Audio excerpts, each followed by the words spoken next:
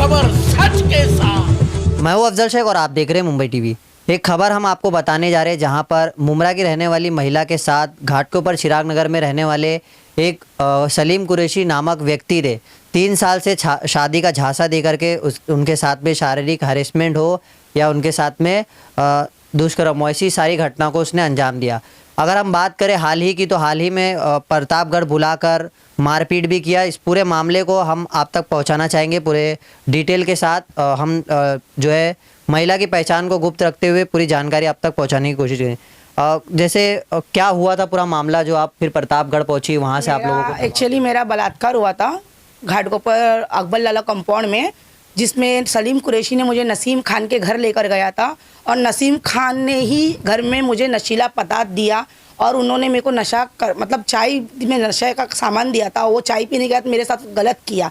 इसके बाद में जब मैं पुलिस चौकी में जाने की बात करती हूँ घाटकोपर चौकी में, तो ये लोग मेरे हाथ पैर जोड़ के मना करते नसीम खान की गलती हो गई हमारे लड़के से, हमारा लड़का आपसे शादी कर लेगा, ये सब आप मत करो। उस वक्त भी मैंने 30,000 रुपये घाटकोपर पुलिस को देने के लिए नसीम खान ने मुझसे लिया था और मैंने उस टाइम पे भी ये मामला वहाँ पे रफा दफा करवाया गया था। उसके बाद फिर सलीम कुरैशी का एक चोरी का मैटर है, जो उसने एसी चोरी किया था, जिसकी एसी पकड़ा गई है अकबर लाला कंपाउंड में नसीम के घर से। और वो नसीम मेरे घर पे लड़का भगाता है, लड़का मेरे घर पे आता है। मेरे पास एक रिकॉर्डिंग है। 1 लाख रुपए मैंने उस टाइम भी जमानत के लिए दी गई है। जमानत होने के बाद ये लोग लड़के को कल्याण कोर्ट से गायब करवा देते हैं। करवाने के बाद फिर मेरे को मेरे रिश्तेदार बोलते हैं कि जो बलात्कार का मुकदमा तेरे साथ पहले रोका गया था, अब तू फिर से कर सकती है। वही बलात्कार की शिकायत लेकर मैं ये एप्लीकेशन डाली हूँ, जिसमें मैंने सब जगह पे एप्लीकेशन दी थी। उसके एवज में मुझे वहाँ के पुलिस ऑफिसर लोग ने मुझे बुलाया था, मेरी एफआईआर की बात भी हुई थी। उसके बीच में फिर नसीम खान ने कोई मौलाना को डाला बीच में, कॉम्प्रोमाइज़ की बात चलने लगी और एफआईआर करने में मेरा बहुत वक्त लग गया, जिसमें मुझे यूपी बुलाया गया प्रतापगढ़। मेरे पास एक रिकॉर्डिंग, एक मैसेज है उन लोगों के। प्रतापगढ़ भी बुला के मुझे उन लोगों ने वहाँ मार के फेंक दिया गया। 8 दिन वहाँ पे हॉस्पिटल में थी। वहाँ के कोई न्यूज़ एंकर ने मेरी मदद की, वहाँ से मैं कैसे तैसे बम्बई आ गई हूँ। आने के बाद मेरी ये एफआईआर ली गई है, लेकिन इसमें घाटकोपर पुलिस बोलती है चाचा का कोई अपराध नहीं है, जीजा का कोई अपराध नहीं है। चाचा ने मेरी ज़िंदगी बर्बाद कर दी, मेरा बलात्कार करवा दिया, मेरी पूरी लाइफ डिस्पोंड कर दी। ताज मोहम्मद मेरे को शादी का आश्वासन दे के इतने पैसे निकाल लिए। आज मेरे पास खाने को 1 रुपया तक नहीं है, ना मैं घर का कुछ दे सकती हूँ। मेरे जेवर, मेरे पैसे A to Z वो लोग ले चुके हैं। एक रिकॉर्डिंग है इन लोगों की मेरे पास। लेकिन घाटकोपर पुलिस एक ही बात बोलती है, ये लोग अपराधी नहीं है। मतलब किसी लड़की का बलात्कार जब लड़का कर देता है, उससे ज़्यादा जो सवाल जवाब पुलिस के होते हैं ना, तो उसमें लड़की को इतनी याचना और ऐसे ऐसे सवाल के जवाब देने पड़ते हैं ना। पुलिस कुछ वक्त में प्यार से बात करती है, तो कुछ वक्त में एकदम हैरेसमेंट के जैसा पुलिस बात कर रही है, आंग पे आ जाती है, अरे ऐसे नहीं वैसे नहीं। मतलब कोई लड़की का बलात्कार होकर आरोपी खुला घूमे और लड़की अपने आप को ख़त्म कर ले। मैंने बोली सर से, सर मैं अपने आप को ख़त्म कर लूँगी, मेरे को बहुत मेंटली टॉर्चर हो गया। सर बोलते तो अभी तक मरी क्यों नहीं?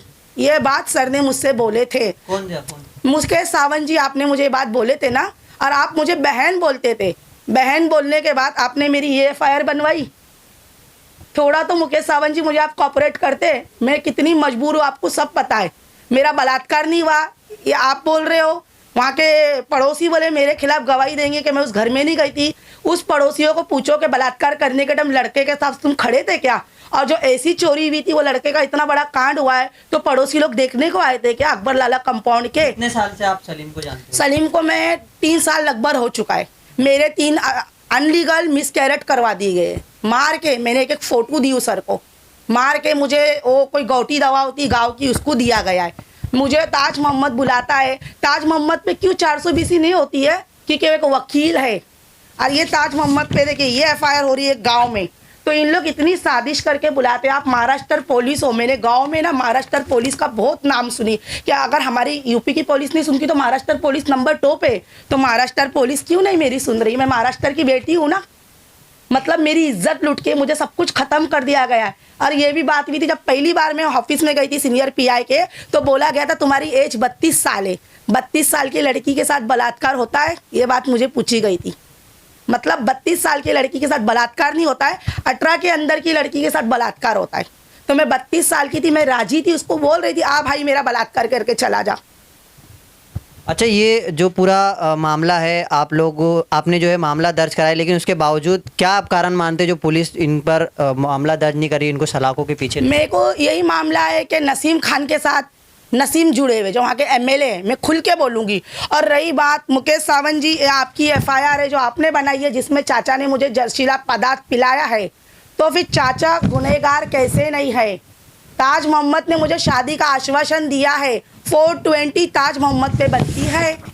मेरे से इतने पैसे लिए, मैं आपको रिकॉर्डिंग देती हूँ, मैसेज देती हूँ, मैं आपके पास रोती हूँ कि सर तो चाचा ने कहा ये आप ही की एफआईआर है सर, आप ही ने बनाया है ना कि चाचा ने नशीला पदार्थ दिया, ये सब किया। तो चाचा ने जब कमरे को ताला मार के गया तो फिर चाचा पे एफआईआर क्यों नहीं होती है? चलिए चाचा पे एफआईआर करिए, एटलीस्ट कम से कम ताज मोहम्मद पे 420 तो आप करिए। 420 मेरे साथ हुई ना सर, आप जानते हो ना। तो मेरी हाथ जोड़ के विनती है, आपको बहुत बुरा लगेगा कि मैंने आज बाइट दी, मैंने बाइट मजबूर होकर दी। अगर मुझे इंसाफ नहीं मिलता तो मेरी दूसरी अदालत है राष्ट्रपति जी, और मैं इच्छा मृत्यु मांगने वाली हूँ क्योंकि समाज में जीने का हक नहीं है। क्योंकि मैं छोड़ी हुई औरत हूँ, छोड़ी हुई औरत को एक लड़के ने पकड़ा, दूध पीता था कि वो मेरे से 6 साल का उसका गैप है और उसका रिकॉर्ड आप निकालिए। छोड़ी हुई औरत हूँ, छोड़ी हुई औरत का समाज में कोई हक नहीं। तो मैं खुद अभी बोलूँगी कि जब आत्महत्या करना अपराध है, मैं जानती हूँ, लेकिन इच्छा मृत्यु में मांगूंगी क्योंकि मेरा स्त्री धन है, मेरा हक है ये। मैं अपनी इच्छा से हिंदुस्तान में जी सकती हूँ। मैं ये आवाज़ इसलिए उठाना चाहती हूँ, आज के बाद कोई लड़की के साथ ये दूसरी घटना नहीं होए जो मेरे साथ हुई है। मेरा जेवर पैसा सब कुछ गया, क्या करूँ? भीख मांगू? इज्जत चली गई है, सब कुछ खत्म हो गया। जो सब लोग हैं ये रहने वाले कहाँ के और क्या काम करते हैं? ये घाटकोपर में रहते हैं, अकबर लाला कंपाउंड में। नसीम पता नहीं वो क्या करता है, सलीम उनका सक्का भतीजा है और ये बोलता है मेरा भतीजा जैसे कोई रिश्ता नहीं है। मैं आपको रिकॉर्ड दूंगी, 24 तारीख से लेकर 3 तारीख तक नसीम हम लोग के साथ कल्याण कोरड में था। 1 लाख रुपए मैंने भरी हूँ, रिकॉर्डिंग है मेरे पास। ताज मोहम्मद बोलता है गाँव आके पैसा ले लीजिए, मेरी सर से बात हो गई है पुलिस ऑफिसर से, आप पैसा ले लीजिए, इसका 2 तरीका का निपटारा होगा। आप कैसे करोगी? तो बताइए कैसे करूँ निपटारा? कोई निपटारा है? इसका निपटारा यही है कि मुझे अपने अभी जीने का मन ही नहीं है, ख़त्म हो चुकी ज़िंदगी मेरी। ठीक है, इस पूरे मामलात को लेकर के तमाम जो है महिला की मदद करने वाले असलम भाई हमारे साथ मौजूद है। घाटकोपर पुलिस स्टेशन में इन्होंने काफ़ी ज़्यादा जद्दोजहद की है इस मामले को दर्ज कराने में। असलम भाई, जैसे आपको ये पूरा मामला गया, क्या लगता है क्या पुलिस का इतना ढीला रवैया जो है वो अपना रही है? पहले तो मैं सारे दर्शकों से और अफजल भाई से बहुत बहुत शुक्रगुजार हूँ।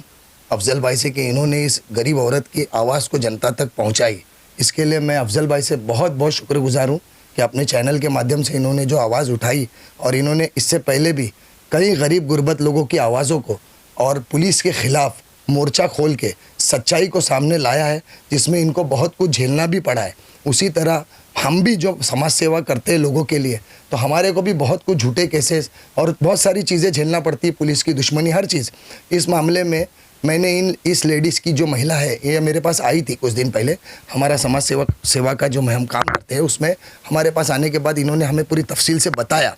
बताने के बाद मैंने इनको बहुत मदद की और आला अधिकारी जो भी है, मेरा काम यह है कि जब पुलिस, लोकल पुलिस जब किसी की नहीं सुनती है और लोकल पुलिस आम जनता को एक कचरा समझकर फेंक देती है, उनकी कोई सुनवाई नहीं होती, पॉलिटिकल प्रभाव से जाएंगे हम, पॉलिटिकल जरिए से जाएंगे तो हमको हमारी सुनवाई होती है, या कोई दबंग आदमी के साथ या पैसे वाले के साथ जाएंगे तो हमारी सुनवाई होती है।